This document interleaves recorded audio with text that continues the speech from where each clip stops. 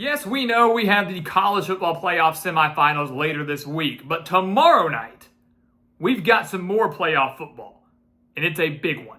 It's the FCS National Championship game, a championship game that has the makings to potentially be a classic.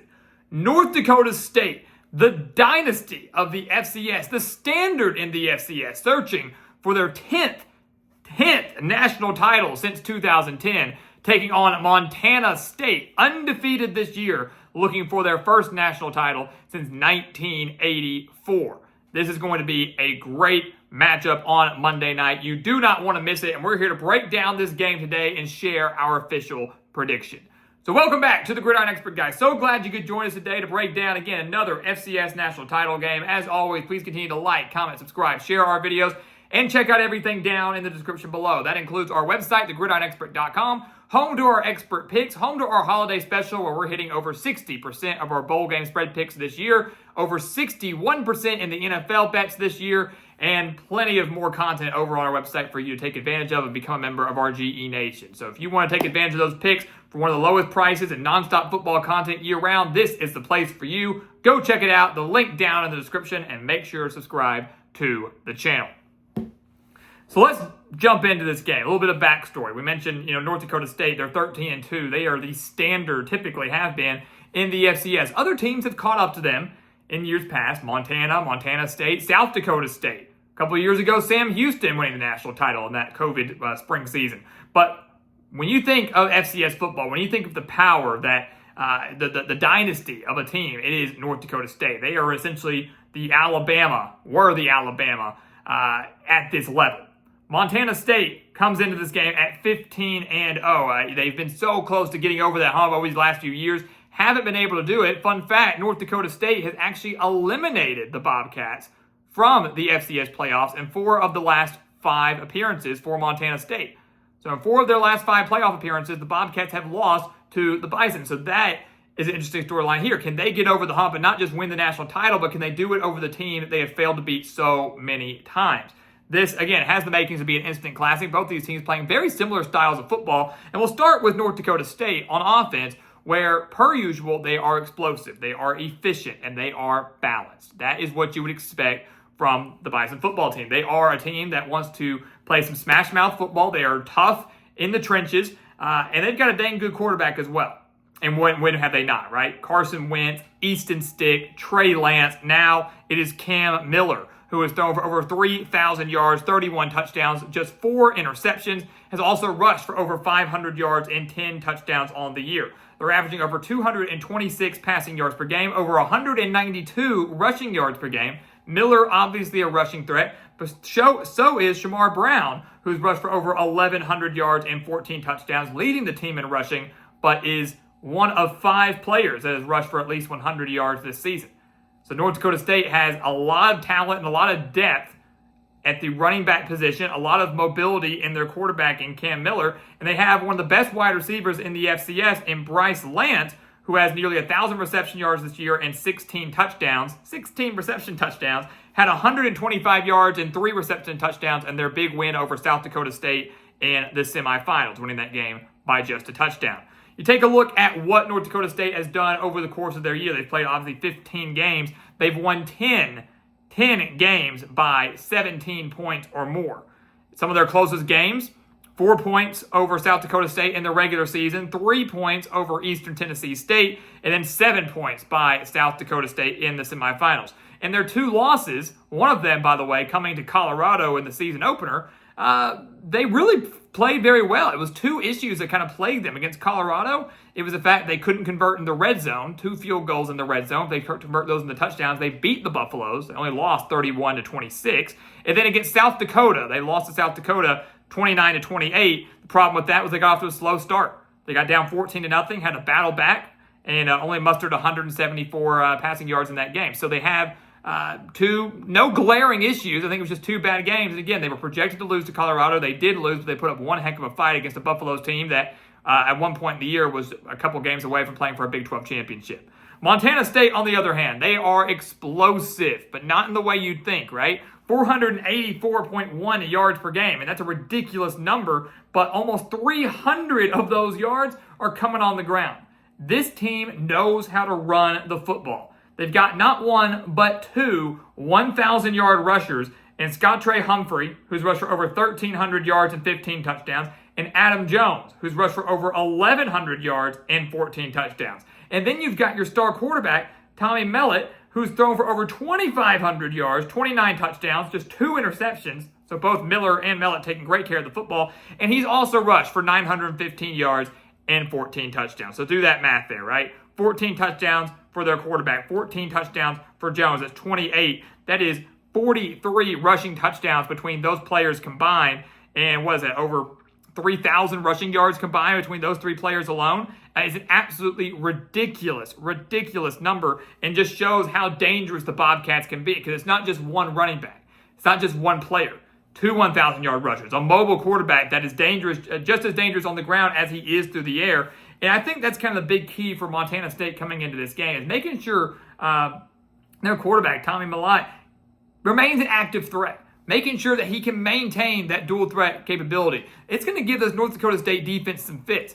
Not only having to contain 2 great runners, but anytime that he drops back to pass, he can easily escape the pocket or take up right up the middle and pick up 10, 15, 20 yards with his legs. He's not a guy that you know when he drops back to pass, he's not going to move. You never know what Montana State is going to throw at you offensively. If you look at their season as a whole, they're 15-0. They've won 13 of their 15 games by 14 points or more. The only ones that were different were the season opener against New Mexico. They won that game 35-31 despite trailing 17-0 in that game. And then they beat UC Davis 30-28. They blew a 30-8 lead, but ultimately stopped the 2-point conversion with 34 seconds to hold on. So only 2 games that were really close for the Bobcats, one coming in against a FBS program, and one where they looked like they were going to run away with it, blew the lead, still found a way to hold on for the victory. So for the Bobcats, they want to keep their quarterback active, they want to keep him mobile, and they want to dominate the time of possession. They want to be able to hold on to the ball, milk the clock, get in the end zone, and limit the amount of time and possessions that North Dakota State has. The defense for the Bison, and really for Montana State too, the defense to me is where this national championship will be made, right? Both teams run the ball extremely well. Both offenses are extremely efficient. But in a game like that, and when you have teams that play like that, it's a matter of which defense can show up and make a stop. Which defense comes through in the clutch. When you take a look at North Dakota State, the million-dollar question clearly is, can they stop the run? They have to stop the run if they want to win this game. If they can't stop the run, just go ahead and hand the trophy to Montana State now. It's their strength. They're averaging nearly 300 rushing yards per game. So the Bison actually only allow 119 rushing yards per game. It's not a bad number. It's a pretty good mark. It's a pretty stingy rushing defense. They're giving up just 197 passing yards per game. So if they can find a way to stop the run, I have a lot of faith in the Bison secondary to get the job done. I really do. I have a lot of faith in their secondary to win this game. But that's not going to matter if they can't stop the run. And here's the problem. While they only allow 119 rushing yards per game, they've allowed at least 100 rushing yards in 9 of the 15 games they've played. They've allowed at least 150 rushing yards in 4 games. They allowed at least 200 rushing yards in 3 games. It's one thing to have one bad game where you allow a little over 200. But 3 times, once against East Tennessee State, once against Towson, once against South Dakota State in the regular season, not the playoff matchup, that's not good. The fact that they have consistently allowed teams to eclipse 100 rushing yards time and time again, 9 times in the 15 games they've played, that's concerning. In the 4 one-possession games they've played, the Bison have played 4 one-possession games, they allowed at least 119 yards in, 3 of them? At least 3 of them? That's a concern too. So in the games that have come down to the wire, the games that have been close, that haven't been massive blowouts, the Bison have been torched on the ground. They have allowed teams to have their way with them on the ground. That is a concern. So once again, I have faith in the secondary, but against the best rushing attack they've seen all year, can they step up to the plate? Can they step up and shut it down? And again, it's not a matter of just shutting down one player. It's not a matter of just shutting down one mobile quarterback. It's shutting down 3 very dangerous rushers. One of them, again, is their quarterback that can torch you both through the air and on the ground. Montana State, on the other hand, their defense, very, very good, allowing just 305 yards per game. That includes only 115 on the ground, 190 through the air. It's not bad. They got 37 sacks on the year. They got a pretty good pass rush. The Bison have allowed 19 sacks. So maybe getting after Cam Miller, forcing him into some mistakes would be the key for the Bobcats coming into this game. But if you had to pick one weakness, for Montana State defensively, it's probably their secondary. They allowed at least 236 passing yards in the 2 playoff games that they won. So the 2 playoff games they had, they allowed over 230 passing yards in each. They allowed 324 passing yards to UC Davis. They allowed 261 passing yards in Northern Colorado. And yes, they were winning those games, but the secondary is a little suspect. And some would say, oh, well, it's because those teams they played got down early, so of course they abandoned the run and started to pass. That's great. Yeah, they had more passing opportunities. They threw the ball more. They still couldn't stop them. And even if they came in garbage time, still couldn't stop them. So they've got to find a way to shut down Bryce Lance, one of the best receivers that we mentioned. You got to find a way to prevent Cam Miller for lighting you up through the air. He's had a fantastic season, a 3,000-yard passer, over 30 touchdowns on the year, and he takes such great care of the football. It's very rare to see him make bad mistakes. It's very rare to see him turn the ball over. If you want him to do that, you've got to get pressure on him. So does Montana State draw up the pressure? Do they force North Dakota State to win the games through the air, taking away the ground game? Or do they shut down the pass, find a way to have one of the best games their secondary's had all year, and say North Dakota State beat us on the ground? They're more than capable of doing that, but obviously the Bison are a team that want to be balanced. Montana State's not that balanced. They are a run-first team. They've got a great quarterback, but they want to run the ball. North Dakota State needs to do both if they want to win this game. So ultimately, guys, what's going to happen? I mean, I'm beyond excited for it. This should be a really, really good matchup. It's the dynasty, as we mentioned, the team that's kind of been the level of excellence at the FCS level that everybody strives to be, back in the national title game, taking on a team that's searching for their first national title since 1984. It's Montana State trying to get revenge over the team that has kept them from this spot time and time again, being eliminated by North Dakota State in 4 of their last 5 playoff appearances. So a lot on the line on Monday night. But ultimately, and I do hate to do this, I have to go with Montana State. I am going with the Bobcats to win the national title. I have been so thoroughly impressed as I've watched them this year with how they've just dominated the line of scrimmage, how they have been consistently been able to run the football against every single opponent they have faced, how they breezed through the first 2 games of these FCS playoffs.